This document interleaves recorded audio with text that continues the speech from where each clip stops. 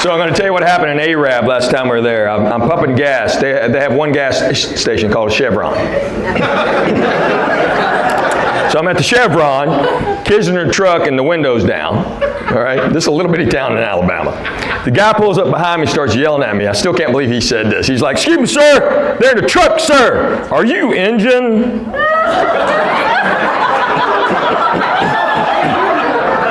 Grant looks at me and goes, "Hey, Dad, I think that man's trying to talk to you." I'm like, "I know, boy."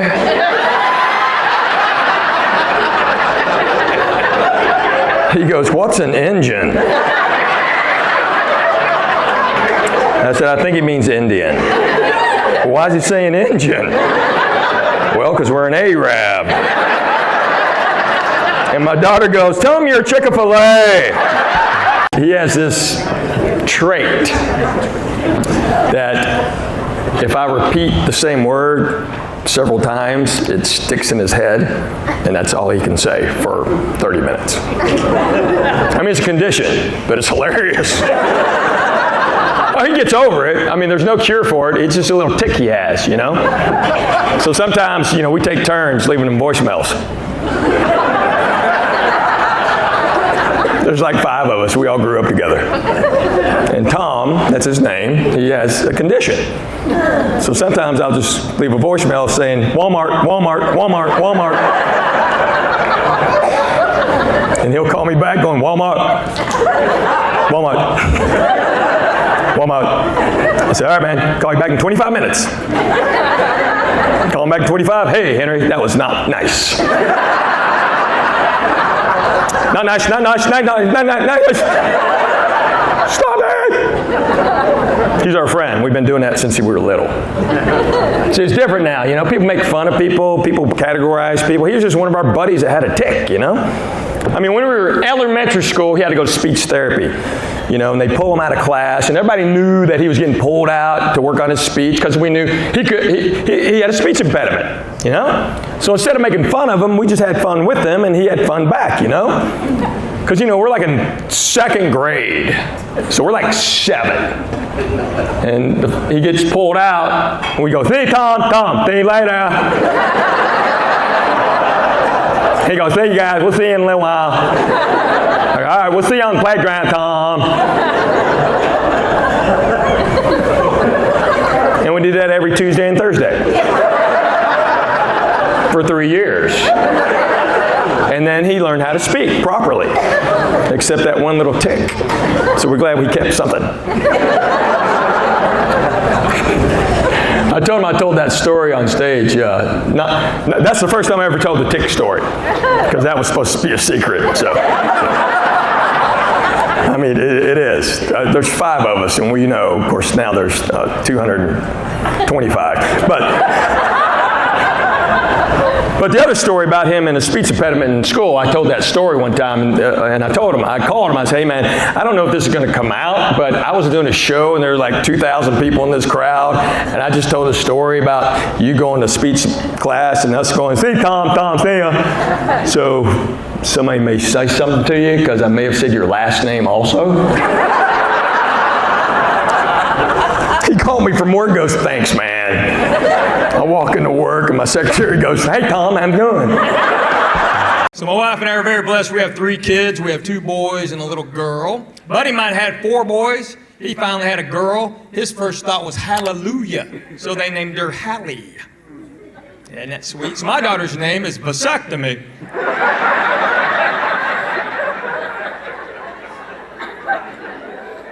We call her Snippy.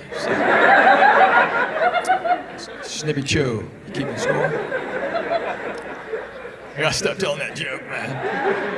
Well, I wrote it when she was little, you know. People see us in public, they go, "You must be vasectomy." And she's like, "I guess, I don't know." Now she's a teenager. Just the other day, she's like, "Oh, thanks, Dad. That creepy old man just called me vasectomy." I'm like, "Well, it's gonna pay for your car. I'd shut up."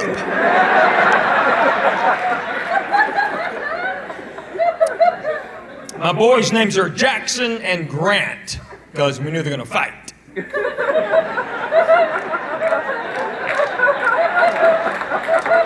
All right, a lot of y'all know nothing about U.S. history, do ya?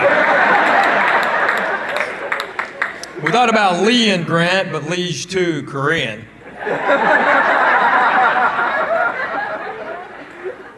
Jackson's my oldest. I want all my kids to learn how to drive a stick shift. Anybody out there still drive stick? Still drive stick? Yeah. Number one theft deterrent. Yeah, those punks jump in your car and go, can't, jump out. I got Jackson a 2000 F-250, 6-speed diesel 4x4. Yeah, big old truck. You want to figure it out? Stick shift. He can't text and drive. Diesel, he can't sneak out. That's pretty smart, huh? And I was born here. Okay, we knew that. That's. You have an unusual laugh when you get tickled.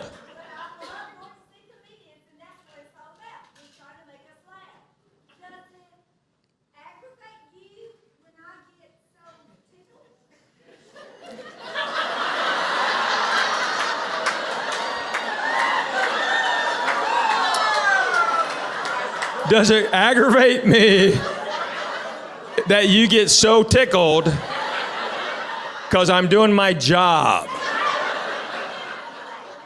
You know what aggravates me is you talking when I'm talking.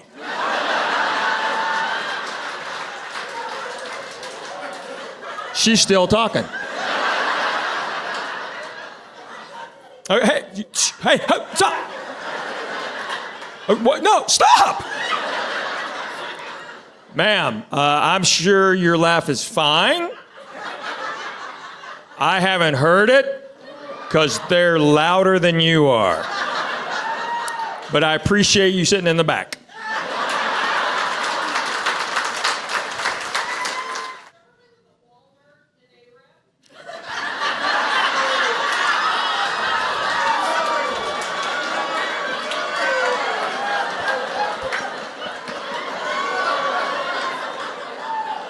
Was that you?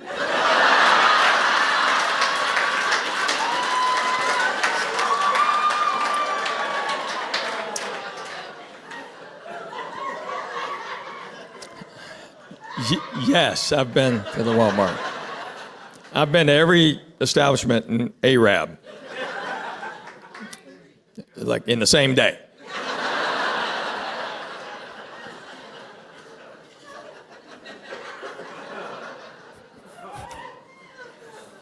Oh, that is a disturbing laugh back there. What is that?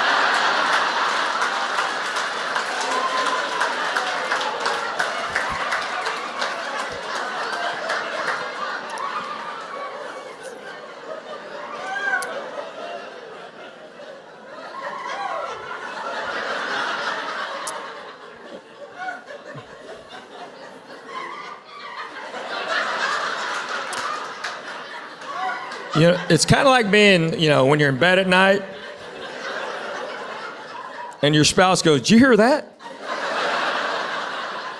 And you hadn't heard it all night long. You were actually sleeping. And then all of a sudden, you hear it. Because I hadn't heard that all night long. And now that's all I hear.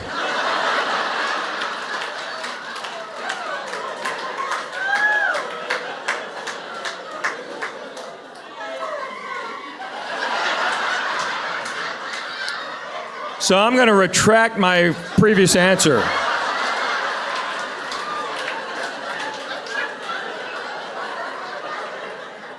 Yes, you should never come to a comedy show.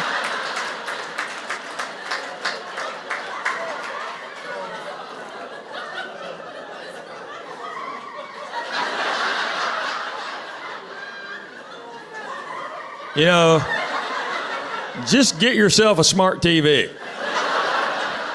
and enjoy yourself at home.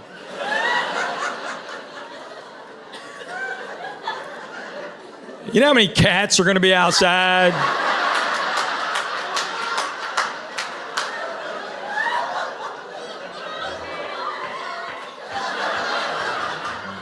They're out there going, "There's a turkey in there." My favorite joke. Oh, wow.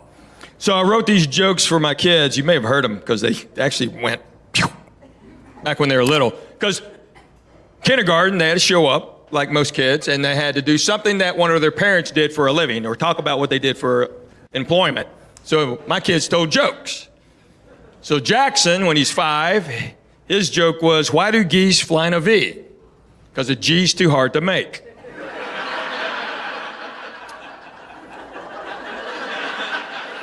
You got to remember you're in kindergarten, okay? Vasectomies was,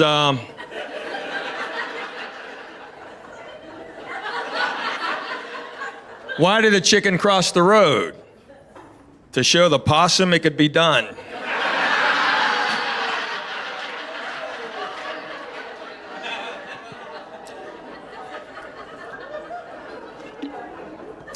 Here's my favorite joke that I wrote. So I used to surf because I lived in LA. But I saw this on TV where sharks attack surfers. Do y'all know that? They attack surfers because you look like a seal. Apparently, when you're laying on your board, you have your arms and legs hanging off. From underneath, you look like a seal. So I just got a picture of a seal and put a red line through it and put it underneath my board.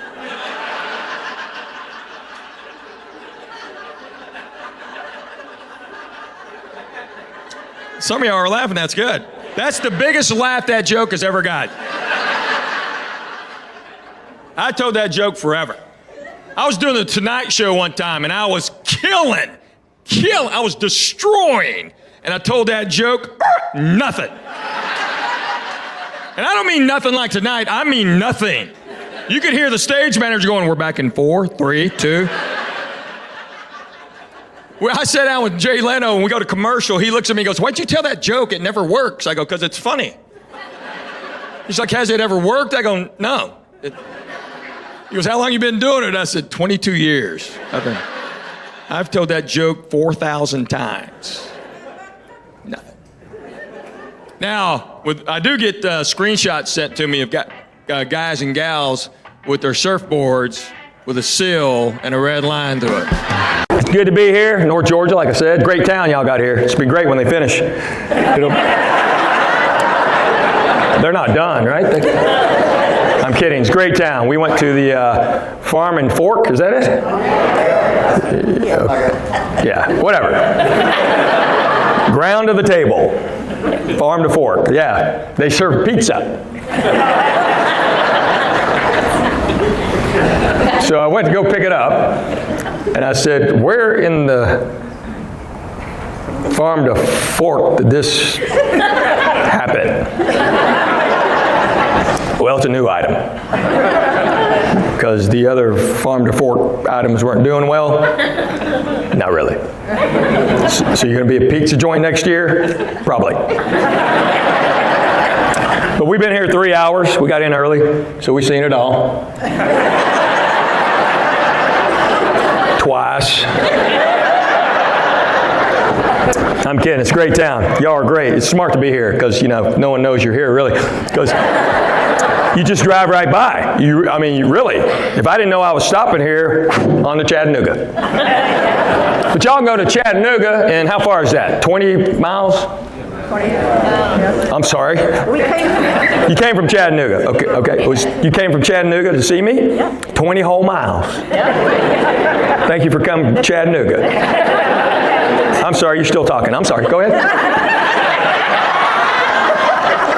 Go ahead. No, this isn't TV. I can hear you. Go ahead. So, I know you do that at your shows all the time. Watching your stories. Get out of that room!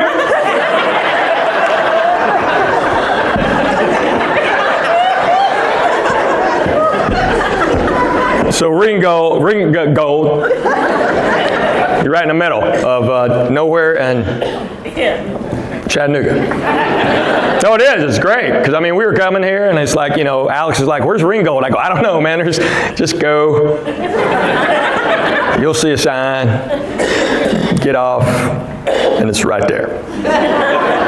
He goes, do I have to go left or right? I go, I don't know. It's right there, man. You're coming the other way, it's still right there. So it's Ringgold. Make sure you gold. Because they get upset. You say Ringgold. Y'all don't like that. Anyway, so we've been here a little bit. It's funny, you know, when we booked this, my agents, they're in L.A. And they're like, you flying to Ringgold?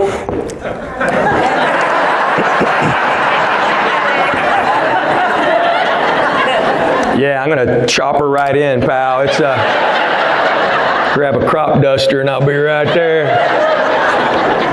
No, I love coming to towns like this. I do, because y'all are the best people in the world, and no one knows that. So I'm here to. I appreciate y'all showing up. Seriously, you know? Yeah, you got better things to do. I do too, but we're here. I've been married a long time. I've married 7, 8, 9 years, something like that. Well, she ain't here 4. I don't care. Do you matter? Doesn't matter. Shut up. 19. I've been married. 19. Yeah. Yeah. Oh, I got to tell you this. 3 weeks ago, my wife got her identity stolen, but the guy's spending less money, so I'm just going to let it ride.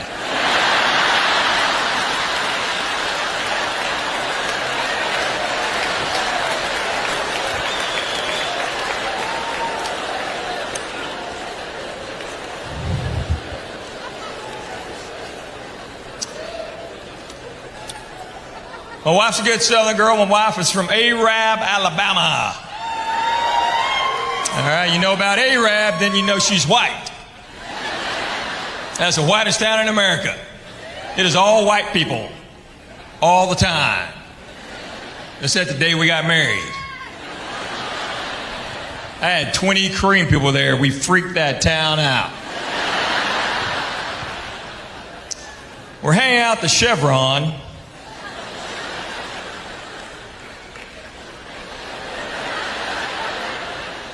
You go to Arab, see where you hang out. Some guy walked up and said, what are y'all doing here? I said, we may buy this place.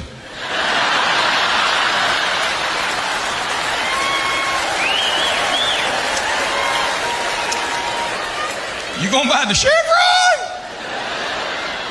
No, the town. We're Korean. I love that. Hey, you Korean or hi warrior?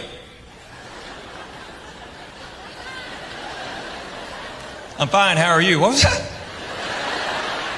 Hi warrior, Southern speak for Hawaiian. Now, if you've never been to Hawaii, get there, beg, borrow, steal. I love Hawaii. I love all the words. I love all the vowels in their words. Kind of pali, ali, ali, ali. Kamehameha, mea, mea. Ka-pa-a-a-a-a-a. That's why there's no Hawaiian version of Wheel of Fortune.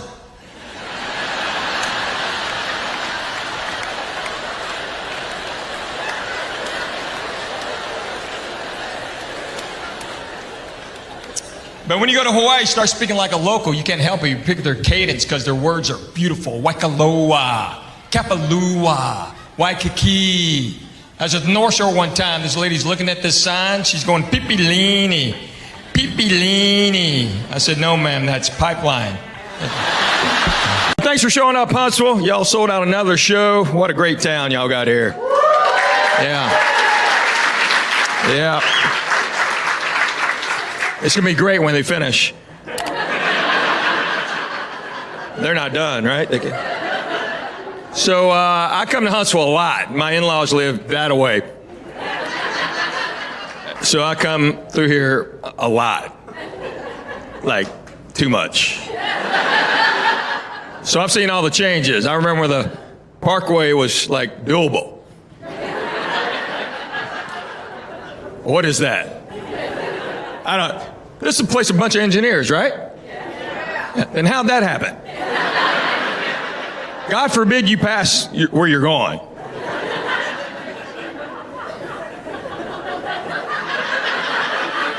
I mean, I did it yesterday. I was going to go by the golf shop there to buy a shirt, and I went, where am I? Oh, there, hey! I'll just go to Birmingham now.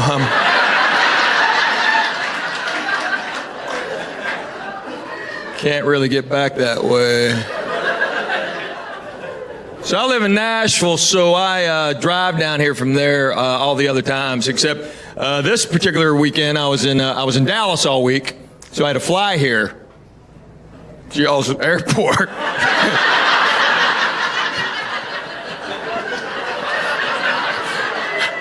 Sorry. My manager's like, well, you're going to have to fly to Huntsville. I go, no, I got to fly to Nashville and I'll drive down. He goes, no, you can fly into Huntsville. And I'm like, you can? Like on a real plane? And he goes, yes, yes, they have a direct flight from Dallas to Huntsville. So I did it, and yeah. Y'all have an airport. Never knew it. Baggage claim and everything. I just thought it'd be some guy walking out going, who had the red bag?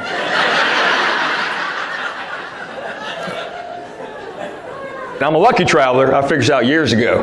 I was the last plane out of Bangor, Maine, right before that big blizzard. Last plane out. Before that, I was the last plane out of New Orleans, right before Katrina. More recently, I was the last plane out of Tampa, right before Irma. So just so y'all know, I'm leaving here Sunday.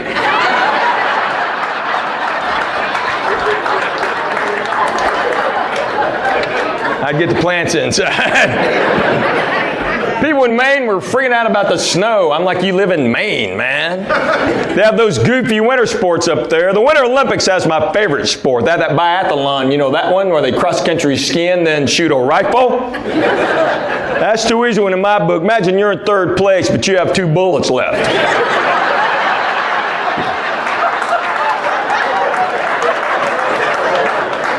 I mean, you're in prison, but you have a gold medal. So. You can swap that out for some Raisin Jack. The worst place. So that's here? It was worst place. So I was doing a chicken wire gig. They had chicken wire around stage. Yeah, to keep bottles from hitting you. It didn't stop the liquid. And they had I'll never forget, I was walking in the entrance and you open the door and there was a sign that had rules of the establishment. And rule number 4 was no firearms allowed indoors. That was the 4th rule. Meridian, Mississippi. 1986. They love me. Actually, they did. It was fun. But yeah, that was probably the worst setup. That it? All right, I'm going to move on. All right, last one. What? Have you ever traveled international for a show? Have I ever traveled? International, yes. Canada.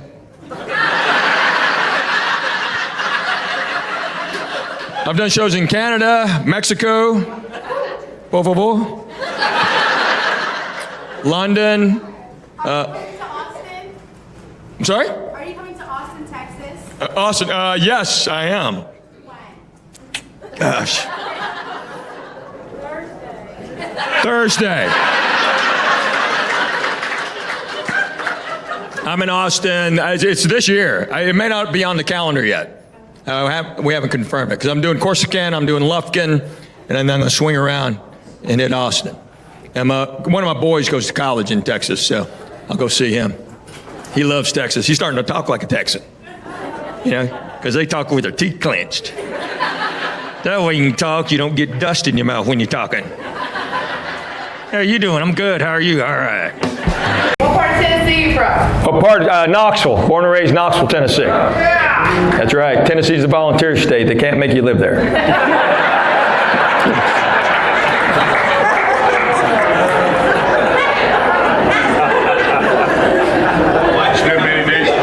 I'm sorry? Do I spend many days at home? Yes, I am home a lot, except, so my daughter's a teenager now, and she and my wife, they've synchronized.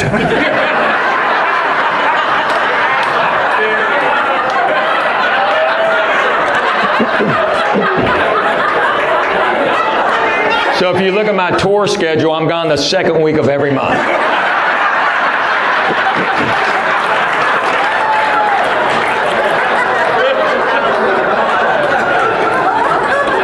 He's like, you're going to Iowa? You've never gone to Iowa. I'm going to Iowa.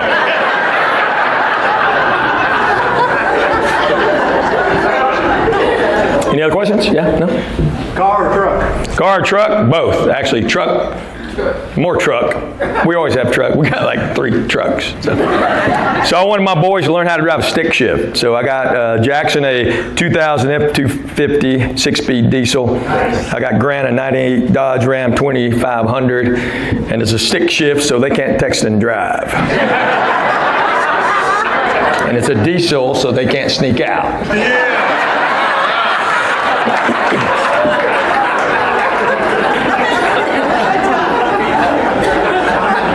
And I got an old Comanche. I got an 89 Comanche, and then I have a car. Anybody else? How old are your kids? How old? Well, I don't know. What do you want to say? 12, 14, 18? Something like that? That's good. That's good enough for the show, right? Okay. No, they're old. I got 2 in college now. Yeah. And then vasectomies.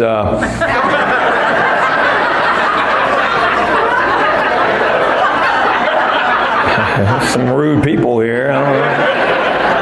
Vasectomy's in high school now. What's your real name? What's your real name? Wow, that's rude. Her real name is Audrey Tate. Tate, T-A-T-E, we call her Tate. Because Tate's my mother-in-law's maiden name, and that's what you do. So it's Tate, Tater, A-Rab is Tater Tot.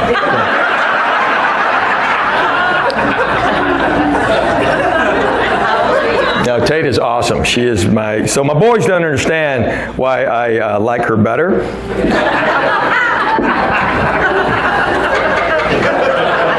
They don't get it. Dad, you spoil her rotten. I go, yeah, sure do. She gets anything she wants. I go, yep, sure does. She wants a pony. You're going to get her a pony? I go, yeah, I'll get her a pony. Like, can we get like a new Xbox? No, got to save money for a pony. What do you... Get out of my house. Stop eating my groceries. Anybody else? What did you ask me? How old are you? How old am I? Wow, that's really? Okay. No, I'll tell you. No, now, I'll ask you, though, because I know I'm not supposed to, but how much do you weigh?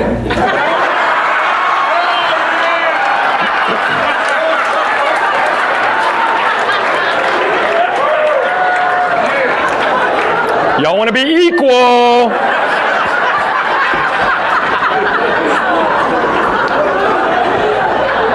I am 61. Oh, wow. Well, I'm Korean. That's like 28 white boy.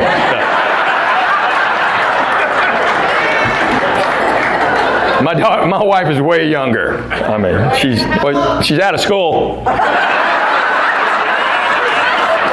Just took her last final.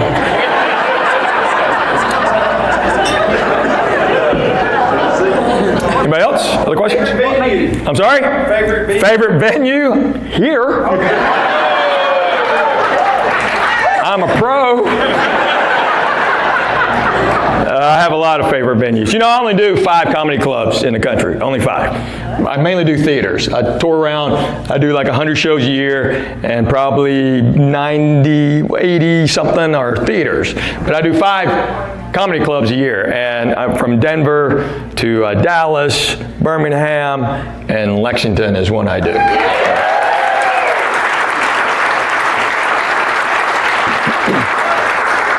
So the owner here, Jordan, is a dear friend of mine. We've known each other, 20, 30 years.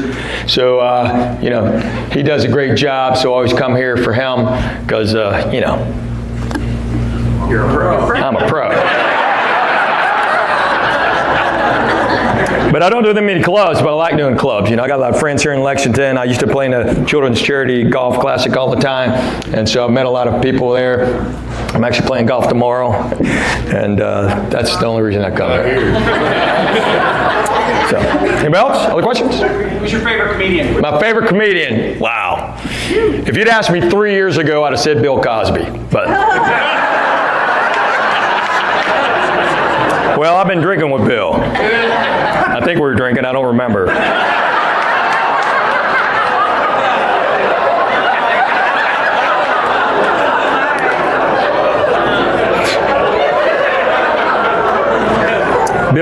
Crosby, Bob Newhart, Don Rickles, Jonathan Winters.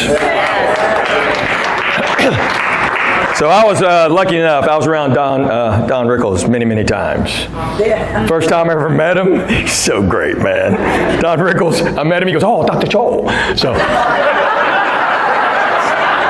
because that's Don Rickles. And for younger people, you don't know who he is, Google it. He's the funniest guy ever. And you got to be able to take it. But Rickles was great. The first time I ever met him, we had a great conversation. He was there with Mr. Newhart, who I'd known before, and Mr. Newhart introduced us, and we had this great conversation, made me laugh many times, and as Mr. Rickles is walking off, he looked at me and goes, "Hey, Henry, one last thing. Too much starch?"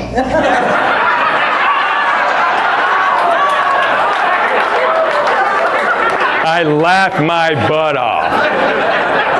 So from then on, every time I saw him, he'd start walking off. He'd just go, "Henry." That was our little thing. How cool is that? Yeah, that's pretty cool.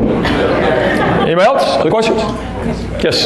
Yes, ma'am. Can I request a job? Can you request? You can. Doesn't mean I'll do it, but yes. Yeah, what, Joe? Think.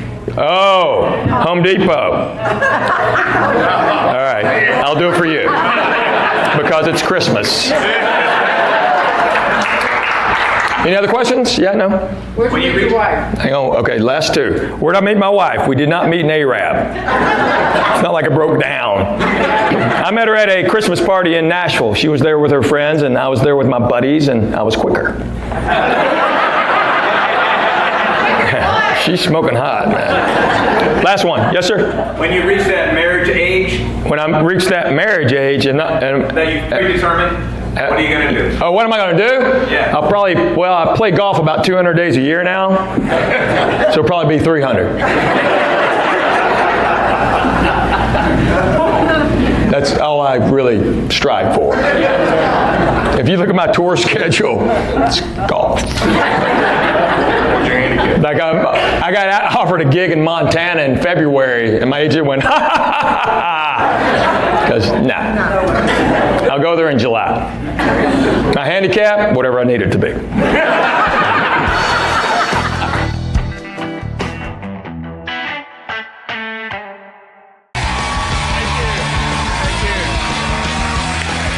Thank you very much. Oh, you guys are too kind. Hey, my name is Henry Cho. I'm a full-blooded Korean. I was born and raised in Knoxville, Tennessee. I don't speak Korean, though, because they didn't offer it in my high school. I took Spanish. I did go to Korea, though, one time, 25 years ago. I went with my dad. This is weird, because Korean people walk up and start talking to me. I didn't know what to do. I'm like, "How y'all doing?" Get away from me. I did go with my dad. This is weird. You got to follow me on this. Back home in Knoxville, we're the only Asian people. My dad's the only Asian man I've ever seen in my life before I went to Korea. So I could pick my dad at any crowd like that. This reversed on me in Korea. We got to the plane. He walked 20 feet away, and I just lost him. Found like an hour later. "Dad, don't leave me, man. They're talking to me." Only travel I've been doing out of the world now, across the world now, has been mission trips, third world countries, third world countries. I was in India. Crazy thing about there, they have no shower curtains. Unbelievable, no shower curtains. Same kind of bathroom, no shower curtain, water goes everywhere. But I started thinking, wow, the movie Psycho would not work here. There'd be no... It'd be, "What are you doing here, man?" Close the door, it's cold, dude. The one thing I noticed in third world countries, they all have in common is lack of food. Lack of food. We have so much food in this country, it's unbelievable. We have the Food Network, we have eating competitions, we have so much food we develop allergies to food. Doesn't happen in third world. I guarantee you there's no one in Honduras that was lactose intolerant. Not one kid, when I gave him a sandwich in a little village in India, not one kid went, "Hey, does that have peanut butter?" No peanut butter, man. My wife's going to Haiti soon. My wife is awesome. Been married 13 years. 13 years of marriage. It's great. Oh, you don't have to. Well, yeah, I am in showbiz. That's like 112. But anyway. But my wife is great. My wife's like most wives. My wife can find anything. The other day, my oldest boy, Jackson, lost his DS in my truck. He and I go looking for it. My truck's not dirty. It's not in there. I came in and go, honey, not in there. She's like, well, let me go look. I'm like, well, go look. Oh, she was outside when I said that. I'm not stupid.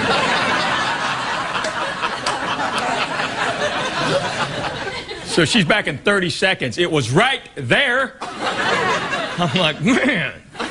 She hands it to Jackson, walks off. He looks at me and goes, how does she do that? I go, well, she's a witch. You ever seen your mom float? Your mom can't float. Witches can't float. Your mom's a witch. He's like, Mom can find anything except her own cell phone. My wife loses her cell phone 20 times a day. She has 2 phones so she can find the other phone. Luckily, she's in her own circle of 5 friends, so it's cheaper. I thought with all the cell phones she'd get all the talking out, but she doesn't. We still got to talk, you know. Women have to talk. It's a scientific fact. I'm not being sexist. Women use more words per day than men. It's not like 12 more. It's like thousands more. And if you don't get them out, they build up like rollover minutes. Then we pay the penalty. If my wife would figure out I don't care about 95% of stuff she cares about, like our house, I don't care about our house. Our lives would be so much smoother. The other day I was watching a ball game. She just paused and goes, hey, Henry, you like these curtains?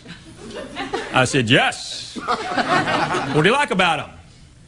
No. One of those gets you out of here, right? Y'all been great. Thank you very much. Thank you. Thank you. Thank you very much. Thank you. Thank you. Thank you. Only advice I want to give you, people say never go to bed angry. Have you heard that? Yeah, they say never go to bed mad. But I'm telling you, sometimes you just gotta sleep. Next day, my wife's still mad, but I'm rested to handle the day. If my wife would figure out that I don't care about 95% of the stuff she cares about, our lives would be so much smoother. The other day, I was watching a ball game. She walks in, she grabs the remote, she pauses a DVR. She goes, hey, Henry, you like these curtains? I said, yes. Well, what do you like about them? No. One of those makes you leave, right? I don't care.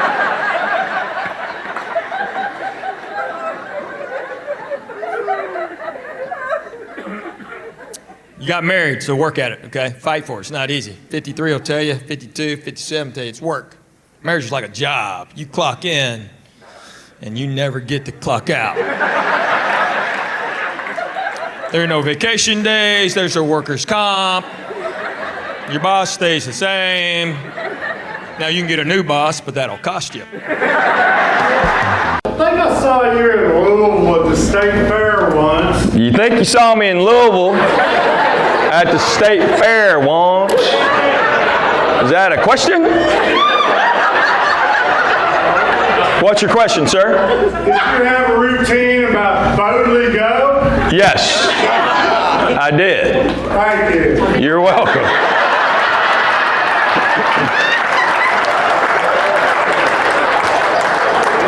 That's a joke I told about my buddy JB, because that's his name, JB. And then when he applied for his driver's license, he didn't want them to think that JB stood for anything. And on the application, he wrote J only, B only, Stewart. It came back Jonely, Bonely, Stewart.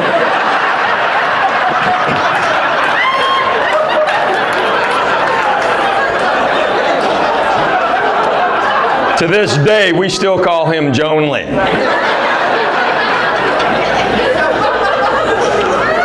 And where that came from, we were watching Star Trek as kids. And out of the clear blue, Jonely goes, when they going to boldly go? What did you just say? I've watched every episode. They ain't never been to boldly go. So now he's Jonely Bonely from boldly go.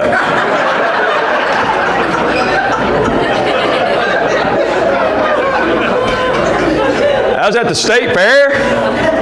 Louisville, Kentucky. I think you played in front of ZZ Top or something. Yeah, you know what? It was.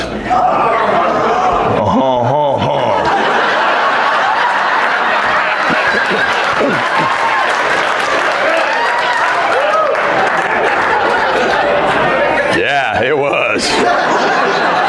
Yeah, I remember those Louisville girls now. Almost as pretty as Lexington women. Almost. So JB, the question about that is a buddy I grew up with. One time he was riding my truck when we were kids. And I flipped on the turn signal and he just went, "What's that clicking noise?" "Hey Hank, your truck's making like a clicking noise." Then I finished the turn, he goes, "No, never mind, it went away." Why do we still hang out? I don't know why we hang out.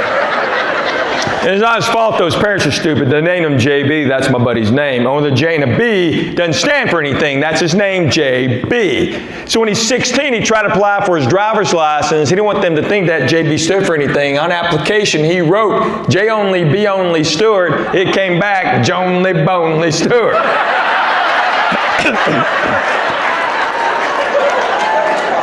He's like, "Look at this, Henry! Jonely, Bonely, Stewart." What's that clicking noise? We still call him Jonely.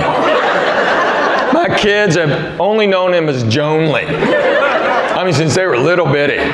He's like a Mr. Stewart. They go, "Oh, Daddy told us, Jonely be only. You're Jonely Bonely." So what he did recently, I was doing a project in New York, so I was up there for a couple weeks. They gave me a high-rise apartment, so I called him. I said, "Hey, free place to stay in New York City, come on." So he came to visit. We're so high up, we had a garbage chute. So one day I gave him the garbage, and I said, "Hey, go 2 doors down, you'll see a chute. Just throw the garbage down the chute." He came right back with the garbage and goes, "They refused it."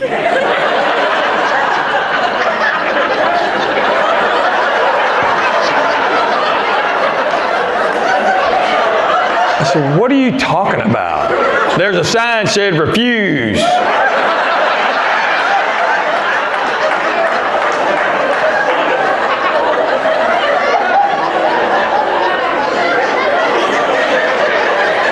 I said, "That's refuse."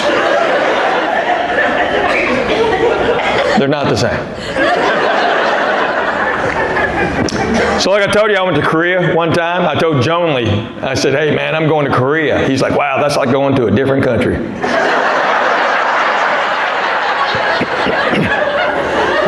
Why do we hang out, man? So my daughter got in trouble in school. She said something funny. They were learning about Native Americans, and the teacher let the kids pick their own Native American name. So she asked one boy, "What's your name?" Said, "I'm Running Deer." Asked another boy, "What's your name?" Said, "I'm Roaring Bear." Asked my daughter, said, "What's your name?"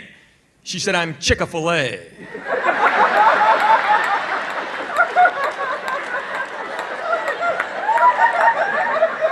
That's just funny, right?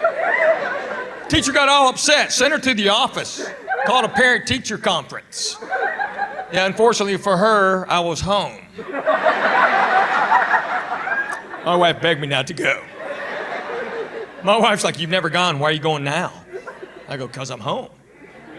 She's like, "Don't say anything." I'm like, "Okay." I didn't get a chance. We walked in, that teacher goes, "So, Mr. Cho, what do you think about that?" I said, "I think that is hilarious." She goes, "Don't you have any concerns?" I said, "Yes, ma'am." "Did she time it right?"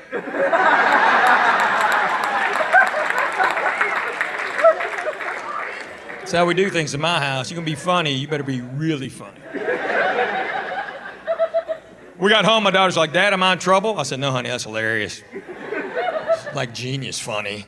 I said, "Did you think of the last second or did you have it?" She goes, "I had it." I was gonna say it. And I thought, wow, I'm gonna get in trouble. What would Dad do? Bam! I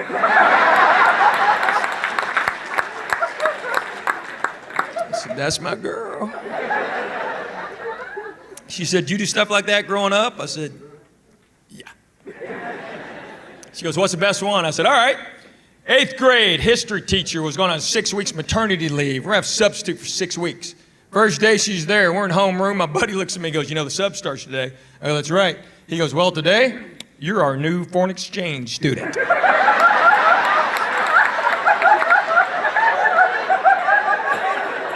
I said, yes, I am.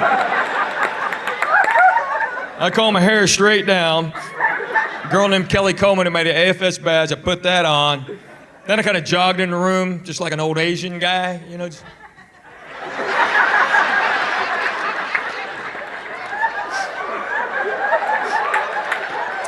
I know that's wrong, okay? I saw it on MASH. My dad would kill me if he ever saw me doing that. He'd come running in this room.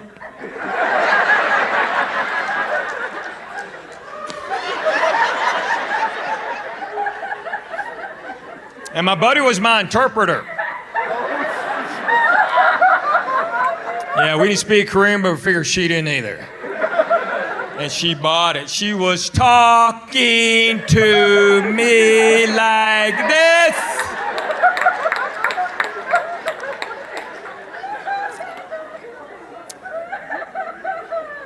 A few years ago, I'm doing a show in St. Louis, big theater. I told that story.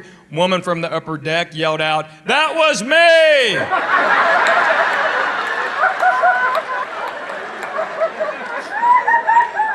I'm like, "Miss Davenport?" She goes, "Yes." I said, "How are you?" Oh, talking about the upper deck, remind me of a story. I was talking to my pals the other day, comedian pals. We lived in LA, used to hang out all the time. One of my buddies, comedian, he knows nothing about sports. He doesn't care about them, so he just doesn't pay attention. But he doesn't want to look like an outsider whenever there's like a Super Bowl party or something. So he figured a way to get in. He would always show up to a party and go, see a bunch of people sitting around. He'd just walk in and go, "How's Johnson doing?" That's all he would say, and he was in. One time we were at a football game, and there was a guy in the upper deck sitting all by himself, has the entire section to himself. He's got a radio, a blanket, he's sitting back, and my buddy, get bored with the game, goes, "See that guy sitting all by himself?" I said, "Yep." He goes, "I'm gonna go tell him he's in my seat."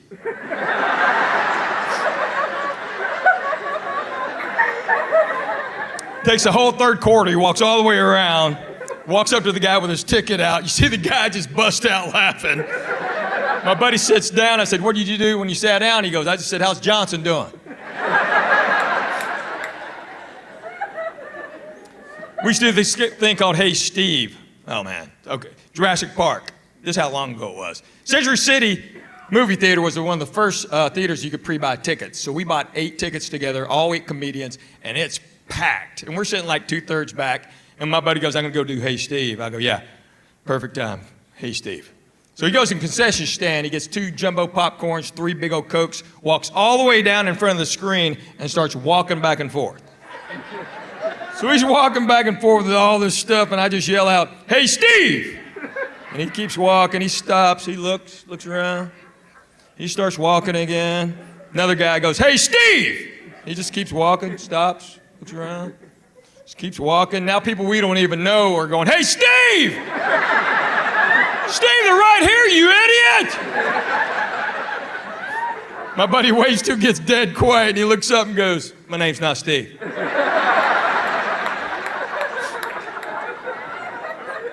And people sitting around us going, "Why'd you do that?" I go, "Because it makes us laugh, that's why." It's a $50 joke, it's hilarious. We don't even like popcorn, you want it? We don't care. Y'all just did that to laugh? I go, "Yeah, it makes us laugh. We don't care about the movie, now we'll go home talking about Hey Steve, let's go." Yes, ma'am. Last one. What have you loved about Lexington? What have I loved about Lexington? Yeah, Dash.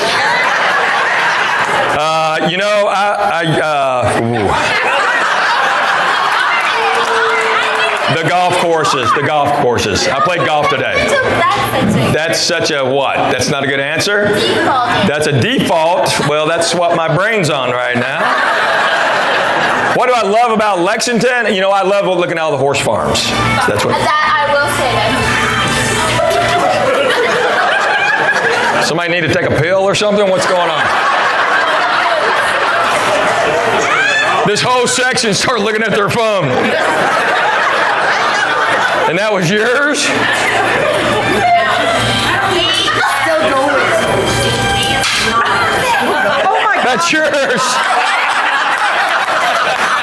Yeah, she was looking around like, what an idiot. That's how stupid you have to be to have your phone just keep ringing. What ringtone is that? It's just the phone's ringtone. It's the phone's ringtone. Okay, you're not the right generation, ma'am, to talk about how to use a phone. So I had a rental car a few days ago, and I had extended a day, so I called the rental car company to extend it. And the woman who answered just, she goes, what's your confirmation number? I said, it's 20R Robert. She goes, your name's Robert? I said, no. She goes, what are you doing? I go, that's what we do. She goes, that's not what I do. I go, okay. I'm going to make it simple for you then. It's 20R Robert, P pterodactyl.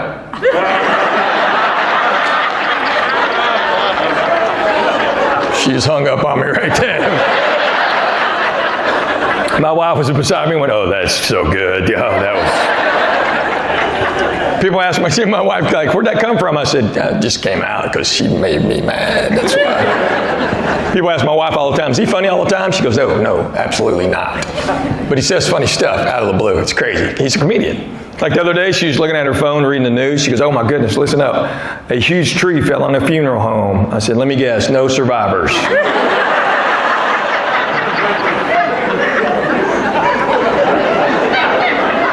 She's like, wow. Well, I'm a pro. She introduced me to this young couple at church the other day. She goes, they have 2 kids, 8 and 1. I said, wow, he's like a comet.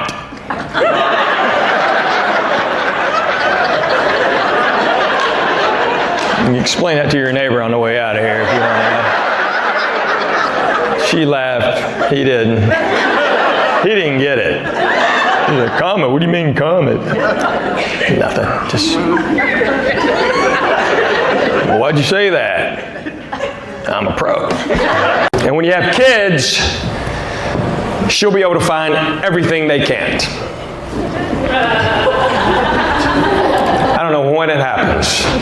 I'll never get this. Jackson, my oldest, was a little boy, and he had a DS, little gamer, right? He left it in my truck.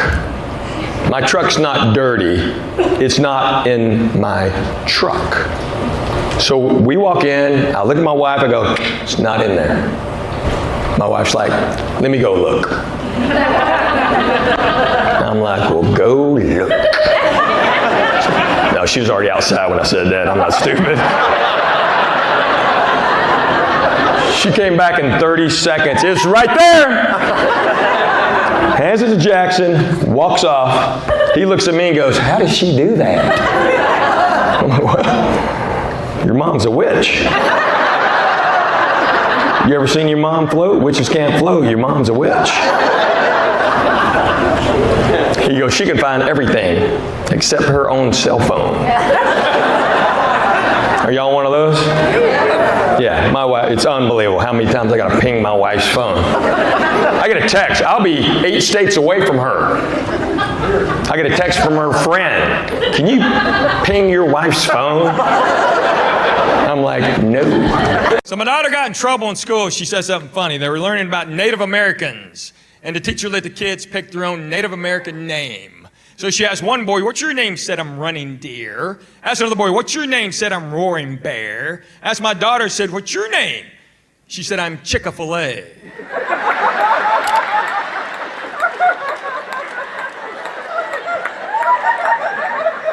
That's just funny, right? Teacher got all upset, sent her to the office, called a parent-teacher conference. Yeah, unfortunately for her, I was home. My wife begged me not to go. My wife's like, you've never gone, why are you going now? I go, because I'm home. She's like, don't say anything. I'm like, okay. I didn't get a chance. We walked in, that teacher goes, so Mr. Cho, what do you think about that? I said, I think that is hilarious. She goes, don't you have any concerns? I said, yes, ma'am. Did she time it right?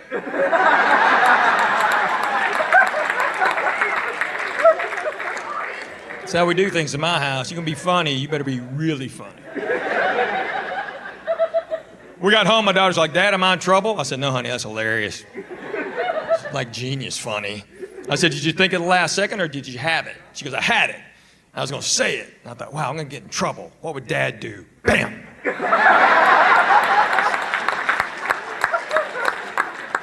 said, that's my girl. She said, you do stuff like that growing up? I said, yeah. She goes, what's the best one? I said, all right.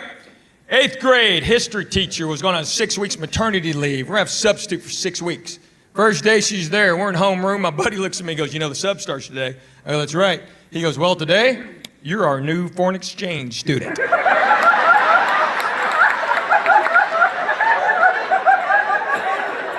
I said, yes, I am. I comb my hair straight down. A girl named Kelly Coleman who made an AFS badge, I put that on. Then I kind of jogged in the room, just like an old Asian guy, you know.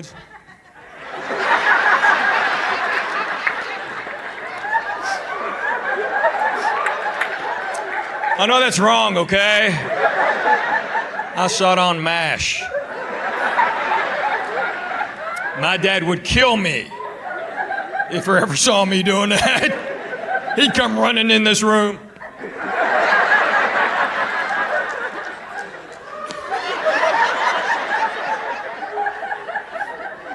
And my buddy was my interpreter.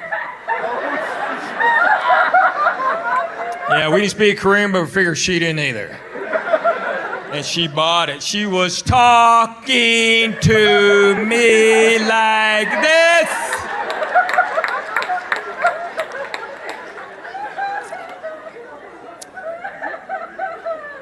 A few years ago, I'm doing a show in St. Louis, big theater. I told that story. Woman from the upper deck yelled out, "That was me!"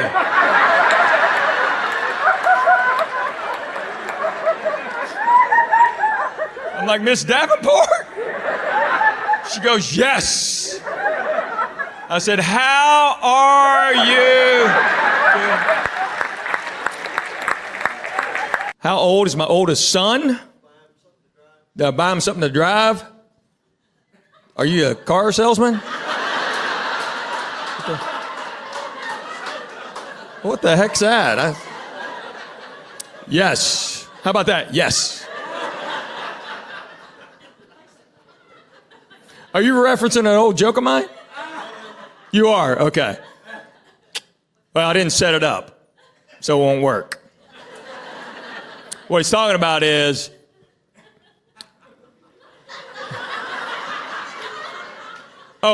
so Asian people. I was the only Asian person in Knoxville when I was growing up. I never saw another Asian person, so I had no idea I was supposed to be smart.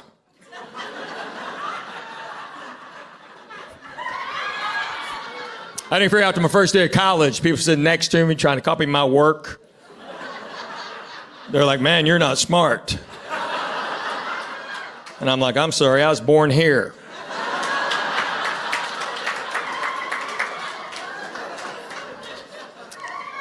So then later in the show, I would talk about my son Jackson, and I bought him a 2000 F-250 6-speed diesel 4x4. Because I want all my kids to learn how to drive a stick shift. And you want to figure it out? Stick shift, he can't text and drive. Diesel, he can't sneak out. It's pretty smart, huh? And I was born here. I tell you, my boys don't understand the whole daddy-daughter thing. They don't get it. They're like, Dad, you just spoil her rotten. I go, sure do. She gets anything she wants. I go, sure does. She wants a pony. You gonna get her a pony? I go, yeah. I'll get her a pony. Like, can we get a new Xbox? I go, no, guys, save money for a pony. You crazy? Get out of my house. Stop eating my groceries. How about that, huh? And I believe in spanking. I think you ought to spank your kids. I never spanked my daughter, though. If she ever did anything wrong, I just spank one of the boys. They're like, what was that? You should have been watching her.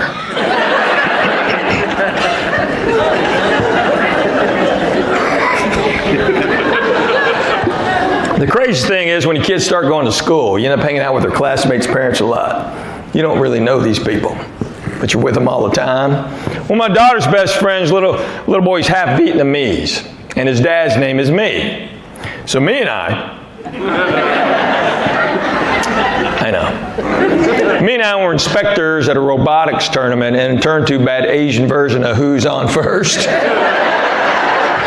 Because the director came up and said, hey, who signed up on this robot? And I said, me.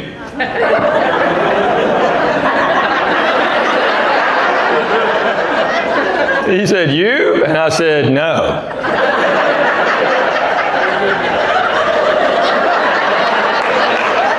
Well, then who? Him. Well, who's he? Me. We can do this all day, buddy. So me found out I was making fun of him. In public. TV, radio, everywhere I can. He's a grown man. He's had that name his entire life. No one's ever made fun of it except for me. So he calls me, he goes, hey, you making fun of me? I said, yeah, making fun of you. He goes, why? I go, because we're sick of me. He said, it gets worse. I go, how? He goes, my sister's name is you. I said, you're lying. He goes, I swear. I'm like, how cruel are your parents? We're going to name them me and you and send them to America. That's what we're doing. That'll teach them to talk back. So I've been married 24 years. My wife is awesome. She is gorgeous. You had nothing to do with it. Why are you clapping? She is gorgeous. She is smarter than I am. She's funnier, overmarried. Because every guy wants to overmarry, don't you, fellas? Yeah, you want your buddies walking up going, dude. Not dude. Okay. Oh, a few weeks ago, my wife got her identity stolen. But the guy's spending less money.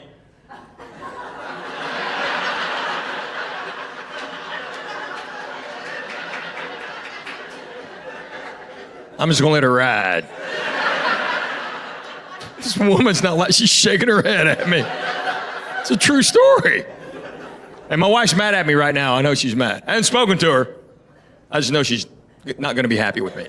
She's called me 3 times before the show while I was back there. My phone rang 3 times, it was her, I didn't answer. Well, she has no idea I changed her name in my contacts to potential spam. Is that hilarious? That's hilarious, isn't it? Oh, she'll laugh after she's not. That's hilarious. It's hilarious. My wife's really smart. She really is. I mean, crazy smart. She has a BA, bachelor's degree in accounting. She has a law degree and a minor in archaeology, which means she knows how to spend money, she knows how to argue, and she's good at digging up the past.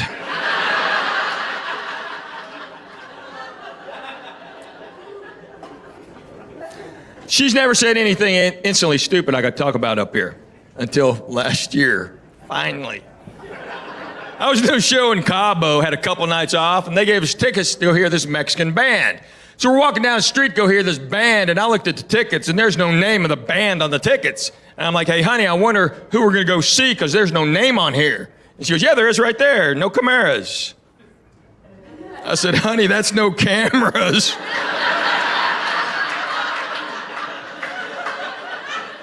Now, she's chasing me down the street because I'm texting the kids going, you're not going to believe what your mom just did. We got home a couple nights later that had Latin music playing. My wife goes, what is that? And they go, no cameras! You spank your boys? No? Have you ever? No? All right, bring them by here. I'll pop them for you.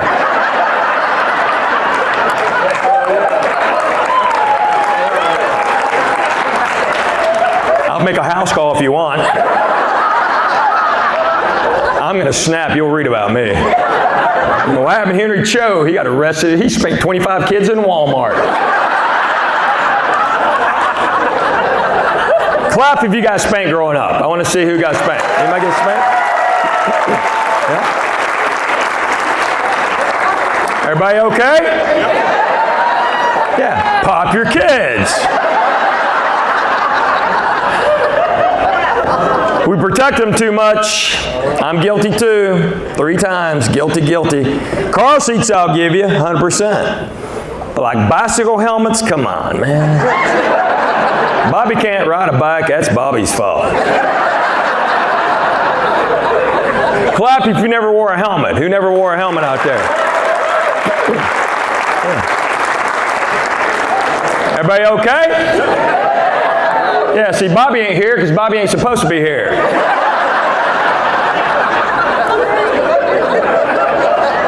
That is nature's way. That's why we have so many stupid people walking around. They're all wearing helmets. We have no way to thin the herd.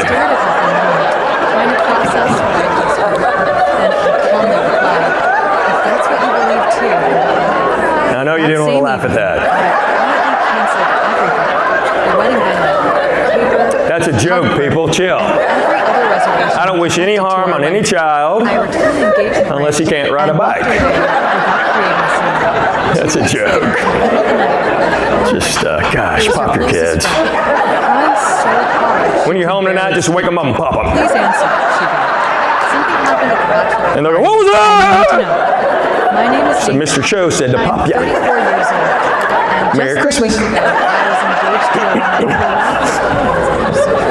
I have to be honest with you, though. I've never spanked my daughter. Never have.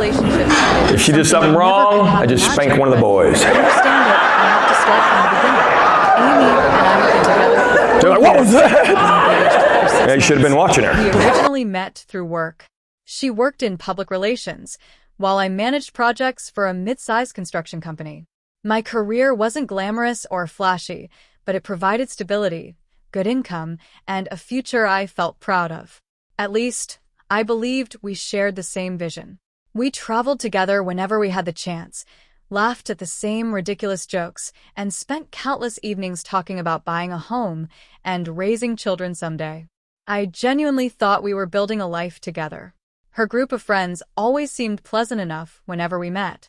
Still, I noticed something that made me uncomfortable. Nearly every conversation somehow drifted toward expensive vacations, luxury cars, designer brands, promotions, or salaries.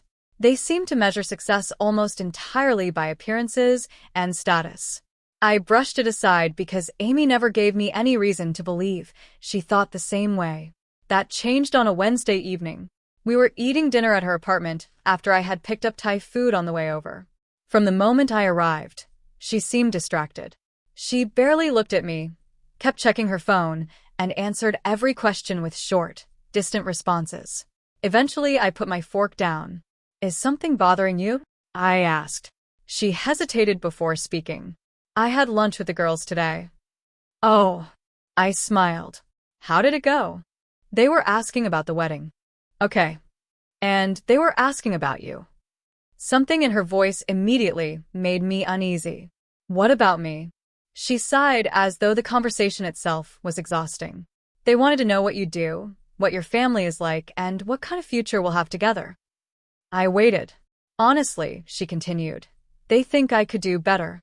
For several seconds, I simply stared at her. They think you're settling, she added.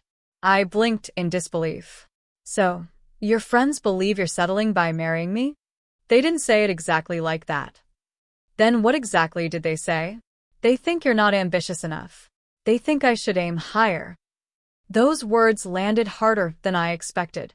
And after thinking about it, she continued quietly, I'm starting to wonder if maybe they're right. Aim higher? I repeated. She nodded. I want more out of life, Nathan. I want first-class vacations, an upscale neighborhood, private schools for our kids, and a lifestyle that reflects success. Can you honestly promise me that? I felt something inside me go cold. Amy, I make a good living. We've talked about our future for years. You've never once said this was a problem. I know, she admitted, but talking with the girls made me realize I've been limiting myself. Limiting yourself? They think I should be with someone who impresses people. Someone who makes everyone jealous instead of making them ask what he actually does for a living. I looked at the woman I intended to marry and suddenly felt like I was talking to a stranger. So, your friends don't think I'm impressive enough, I said slowly, and now you agree with them. I'm only being honest. I nodded once. Then go ahead. She frowned. What? If you believe you can find someone better than me, then go find him. Her expression shifted from confidence to confusion. I'm not going to compete for your approval, I continued. I'm not going to audition so your friends can decide whether I'm worthy of marrying you. Nathan, don't be dramatic. I'm not being dramatic. I'm being clear. You're ending our relationship over one conversation? No, I answered calmly. I'm ending it because you just told me I'm not good enough and you expected me to convince you otherwise. She opened her mouth to respond, but I stood before she could speak. You can have the ring back tomorrow. I walked out of her apartment without looking back. When I got home, I sat alone in the darkness for nearly 2 hours, replaying every word she had said. Eventually, I realized there was nothing left to think about. The relationship was over. So I picked up my phone and began making calls. The first call I made was to the wedding venue. I knew I would lose the deposit, but at that point I honestly didn't care. After that, I contacted the caterer, then the photographer, followed by every vendor whose contact information I had saved. Since I had personally covered nearly 70% of the wedding expenses, most of the reservations were under my name and linked to my credit card. One by one, I canceled every service connected to our wedding. The following morning, I took the engagement ring back to the jewelry store. It had cost me $8,000, money I had spent more than a year saving. Fortunately, the jeweler accepted returns within 90 days. After paying the restocking fee, I received roughly $6,500 back. When I walked out of the store, I sent Amy one final message. The ring has been returned. Every wedding reservation I paid for has been canceled. You're free to aim higher now. Less than a minute later, my phone started ringing. It was Amy. I let the call go to voicemail. She called again and again. By the end of the day, she had tried reaching me 17 different times. Eventually, I blocked her number. The first week after our breakup felt surreal. Amy attempted to contact me through mutual friends, social media, and even by showing up outside my apartment. I ignored every attempt. I didn't answer the door, return messages, or give her any opportunity to reopen a conversation that, in my mind, had already ended. Our mutual friends were split. Some believed I had acted too quickly and should have tried to work things out. Others felt Amy had revealed who she truly was and that ending the engagement had saved me from a much bigger mistake. What I didn't know at the time was that Amy wasn't telling people we had actually broken up. According to my friend Jake, who happened to know one of her bridesmaids, Amy was still posting wedding updates online, talking about dress fittings, decorations, and honeymoon plans as though everything was perfectly normal. Whenever someone asked why I wasn't around, she simply claimed I was dealing with personal issues and that we were taking a short break before the wedding. She refused to accept reality. 2 weeks after we ended things, her bachelorette weekend arrived. Honestly, I had forgotten it was even scheduled until Jake casually mentioned it during lunch. The trip had been planned months earlier. Amy and 6 of her closest friends were spending the weekend in Nashville. I assumed she would cancel the trip once she accepted that the wedding no longer existed. Instead, she went anyway. Late Saturday night, while I was asleep, my phone suddenly rang. The screen showed an unknown number. For a second, I considered ignoring it. Something told me to answer. Hello? Nathan. The voice on the other end was shaking. It took me several seconds to recognize it. It was Jessica, Amy's maid of honor. She was crying so hard that I could barely understand what she was saying. Jessica? What's wrong? I have to tell you something, she sobbed. I can't stay quiet anymore. We can't let Amy do this. I sat upright in bed. What happened? We're still in Nashville, she explained between tears. Amy has been drinking all night. Earlier this evening, she told everyone exactly why you two broke up. I remained silent. She also told us her plan. My stomach tightened. What plan? Jessica took a deep breath before answering. She refuses to believe the breakup is real. She thinks if she keeps planning the wedding and shows up at the venue on the scheduled day, you'll come because you won't want to humiliate her in front of everyone. For several seconds, I couldn't speak. What? She booked everything again. I felt my heart sink. The venue, the catering, everything you canceled, Jessica continued. She's paying for it with her own credit cards and money from her parents. She honestly believes you were just angry and that when the wedding day arrives, you'll forgive her and go through with the ceremony because you still love her. I rubbed my forehead, trying to make sense of what I was hearing. Jessica, we broke up. I know. I made it perfectly clear. I know, she repeated quietly. That's exactly why I'm calling. She paused before continuing.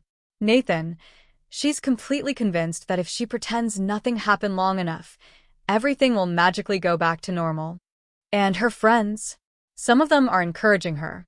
They keep telling her that all men get nervous before weddings and that if she's persistent enough, you'll eventually come back. I couldn't believe what I was hearing. Where's Amy right now? She's passed out in our hotel room.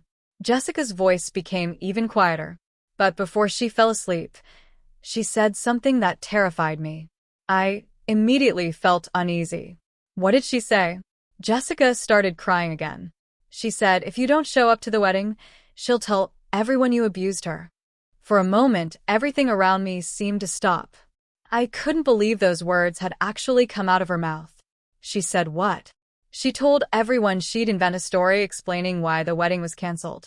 She said she'd make you look abusive and controlling so nobody would question her. A cold wave rushed through my entire body. And she said her friends would support her, Jessica whispered. She believes people will automatically believe her because she's more likable. Every instinct in my body told me the situation had just become far more dangerous than a broken engagement. I felt like every ounce of warmth had drained from my body. She actually said that? Yes, Jessica answered immediately. I swear she did. Melissa heard it too, and so did everyone else in the room. Most of the girls laughed because they thought she was joking, but I know Amy well enough to know she wasn't. She's terrified of looking like the bad guy. If she thinks ruining your reputation will protect hers, she'll do it. I sat there in complete silence, trying to process everything she had just told me. Finally, I asked, why are you telling me all of this? Because none of this is normal, she replied. You treated Amy well. You didn't deserve what she said to you when you broke up, and you definitely don't deserve this. Jessica paused before continuing. I argued with her that night, Nathan. I told her she was being shallow. I told her she was throwing away a good relationship because she cared too much about impressing people. She refused to listen. Her voice cracked again. And now she's either planning to pressure you into a wedding you already canceled or destroy your life if you refuse. I slowly rubbed my temples. Are any of the other bridesmaids awake? Melissa is. She heard everything too. The rest are asleep or too drunk to understand what's happening. I took a deep breath. Can either of you get proof? Record her if she says something again or save any messages she's been sending. I think I can, Jessica replied. She's been texting our group chat all weekend like the wedding is still happening. I can send you screenshots. Please do. I will. And Jessica. Yeah. Thank you. After we ended the call, I remained sitting on the edge of my bed, staring into the darkness. My mind kept replaying the conversation over and over. A failed engagement was painful enough, but false accusations? That could destroy someone's entire life. About 20 minutes later, my phone buzzed several times. Jessica had sent screenshots from their bridesmaids group chat. Reading them made my stomach turn. Amy had written that I was simply being stubborn and would eventually come to my senses. She insisted I would never embarrass her by refusing to appear on the wedding day because I loved her too much. Then I reached the final message. If he still doesn't show up, she had written, I'll tell everyone he was controlling and abusive. I'll say I called the wedding off because I finally escaped him. Nobody will question my side. I stared at those words for a long time. That was the moment I realized I couldn't simply ignore the situation anymore. The following morning, the first person I contacted wasn't a friend. It was a lawyer. I explained everything from the breakup to Jessica's phone call and showed him every screenshot she had sent me. After reviewing everything carefully, he leaned back in his chair. At this point, he explained, she hasn't actually committed a crime, but threatening to knowingly spread false accusations could become defamation if she follows through. My advice is simple. Keep every message, every screenshot, every voicemail, and document absolutely everything. I nodded. I hope none of this goes any further. So do I, he replied. But if it does, you'll be glad you prepared now instead of later. When I left his office, there was one more conversation I knew I had to have. I called Amy's parents. Her father answered after a few rings. "Nathan," he said warmly, "Amy mentioned you two were working through a few things. Is everything all right?" I closed my eyes for a second. No, sir. Everything is definitely not all right. His voice immediately became serious. What happened? Amy and I ended our engagement 3 weeks ago. I canceled the wedding and returned the ring. Unfortunately, she hasn't accepted that it's over. There was complete silence on the other end. Finally, he asked quietly, "She told us you were just taking some time apart." "We're not taking time apart," I replied. "We're finished." I explained everything. How Amy had told me I wasn't impressive enough. How her friends believed she deserved someone more successful. How I ended the relationship that same evening. Then I told him about Jessica's phone call. About Nashville. About the screenshots. About Amy's threat to accuse me of abuse if I refused to appear at a wedding that no longer existed. By the time I finished speaking, neither of us said anything for several seconds. Finally, he spoke. "Nathan, that's an incredibly serious accusation." "I know. Do you have proof?" "Yes." I immediately forwarded him every screenshot Jessica had sent me. "I wanted you to hear this directly from me before the situation got worse." He thanked me and promised to call me back after speaking with Amy. Those next 2 hours felt longer than the previous 3 weeks combined. Eventually, my phone rang. It was Amy's father. "I talked to her," he said quietly. "And she's not doing well." I didn't answer. She admitted she's been pretending the breakup never happened. She also admitted she rebooked the wedding. And the threats. He sighed heavily. She claimed she was drunk and didn't mean what she said. I answered without hesitation. "With respect, sir, people rarely invent thoughts they don't already have. I can't risk believing she didn't mean it." "I understand," he replied. "We're bringing her home from Nashville today. We'll contact every vendor ourselves and make sure every reservation is canceled permanently." He paused. "I'm truly sorry, Nathan. You've always treated our daughter with kindness, and she made a terrible mistake." I thanked him before ending the call. For the first time since the breakup, I felt like someone besides me was finally taking the situation seriously. Over the next several days, everything finally began catching up with Amy.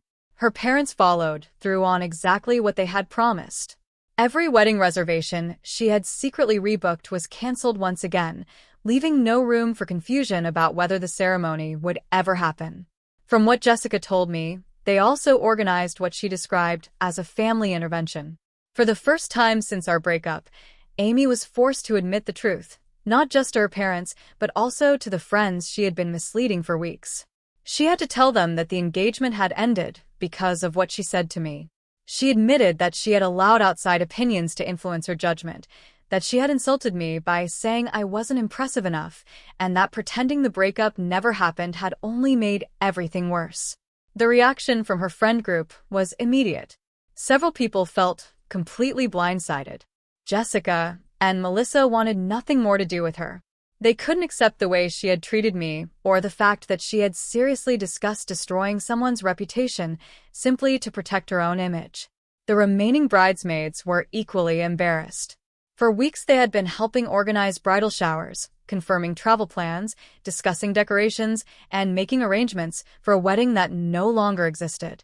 Many of them felt manipulated.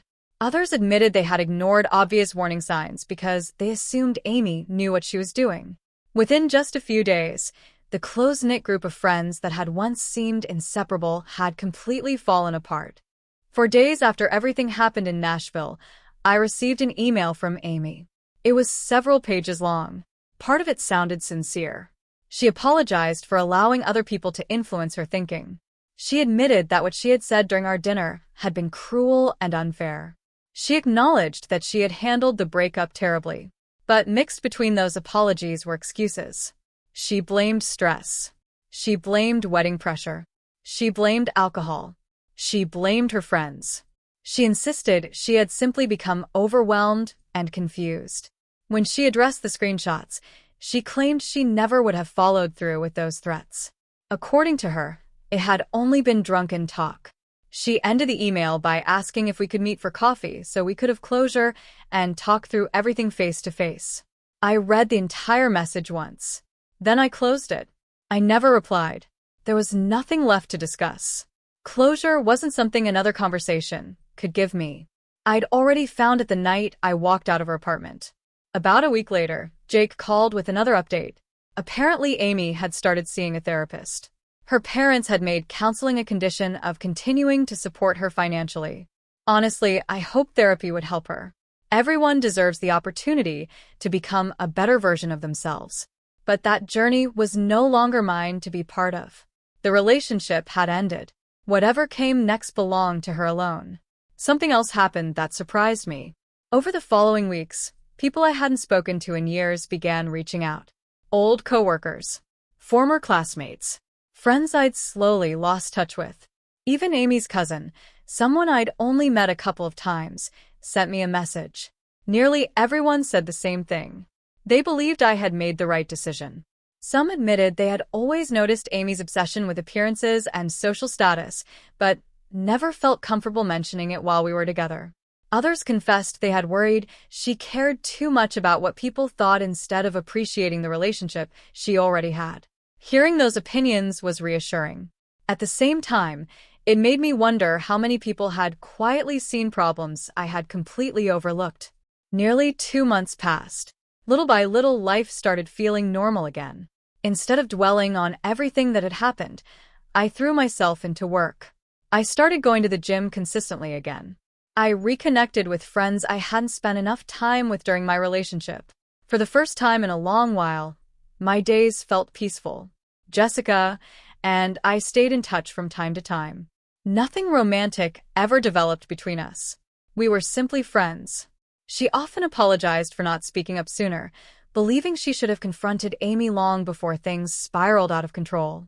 Every time she apologized, I told her the same thing. When it mattered most, you made the right choice. Without her phone call that night, I might never have known what Amy was planning. And that single conversation may have saved me from one of the worst situations imaginable. Roughly 3 weeks later, Jessica told me that Amy had accepted a job transfer and moved to another city. According to her, staying here had become too painful. Too many people knew what had happened, and the rumors spread quickly. Not because I went around telling anyone, but because the bridesmaids eventually talked among themselves. Before long, the entire story had circulated throughout our social circle. In a city this size, news like that rarely stays private for long. A few days later, something unexpected happened. I was sitting in a coffee shop when one of Amy's friends approached my table. She was the same woman who had originally questioned whether I was ambitious enough for Amy. She looked uncomfortable. "Nathan," she said quietly, "do you have a minute?" I nodded. "Sure." She took a deep breath before speaking. "I owe you an apology." I simply listened. I was one of the people who convinced Amy that she deserved someone more successful. Looking back, I realize how judgmental and immature I was. She shook her head. I honestly believed I was giving relationship advice. I never imagined she'd take my words this seriously, and I certainly never expected everything to spiral into what it became. I looked at her calmly. "What exactly did you tell her?" She lowered her eyes. "I questioned whether your career matched the kind of lifestyle she wanted. I suggested she might regret settling." She paused. "I was projecting my own insecurities onto your relationship." Her voice softened. Amy was always worried about how people viewed her, and instead of helping her appreciate what she had, I encouraged those fears. "I feel awful about it." I considered her words for a moment. "Did you know she planned to go through with the wedding anyway?" She looked genuinely shocked. "No," she answered without hesitation. "I didn't find out about that until after the Nashville trip. And when I heard she talked about making false accusations against you, I was horrified." She slowly shook her head. "That crossed every line." I nodded. It did. After a brief silence, she said one final thing. For whatever it's worth, I do think Amy loved you. I smiled faintly. Maybe. I think she got caught up trying to impress everyone around her. Somewhere along the way, she forgot what actually mattered. I thanked her for apologizing. Then she walked away. As I sat there finishing my coffee, I realized something important. Love by itself isn't enough. Real love means standing beside your partner even when other people criticize them. It means valuing character over appearances. It means defending the person you chose instead of measuring them against someone else's expectations. Amy may have loved me in her own way, but not enough to stand up for me. Not enough to believe I was already enough exactly as I was. And that made all the difference. By then, I wasn't angry anymore. The bitterness had faded. What remained was relief. Relief that I discovered the truth before we stood at the altar. Relief that Jessica found the courage to call me that night. Relief that I walked away before spending years married to someone who viewed me as a reflection of her social status instead of as an equal partner. The money I recovered from returning the engagement ring is still sitting in my savings account. I haven't decided exactly what to do with it. Maybe one day I'll use it to take the trip I've always wanted. Or maybe I'll simply leave it there as a reminder that sometimes walking away is the smartest investment you can make. Not long ago, Amy's parents mailed me a handwritten card. They apologized once again for everything that had happened and thanked me for handling an incredibly painful situation with patience and maturity. I appreciated the gesture. It helped bring a sense of closure I hadn't expected. As for dating, I'm not rushing into anything. When the time feels right, I'll open that chapter again. But next time, I'll pay much closer attention to someone's values than to their words. I'll notice how they treat people. I'll notice whether they defend those they claim to love. And I'll make sure they see me as a partner, not as a symbol of success or someone whose worth depends on impressing strangers. Because the right person never feels the need to aim higher. They already know they've found exactly who they were looking for.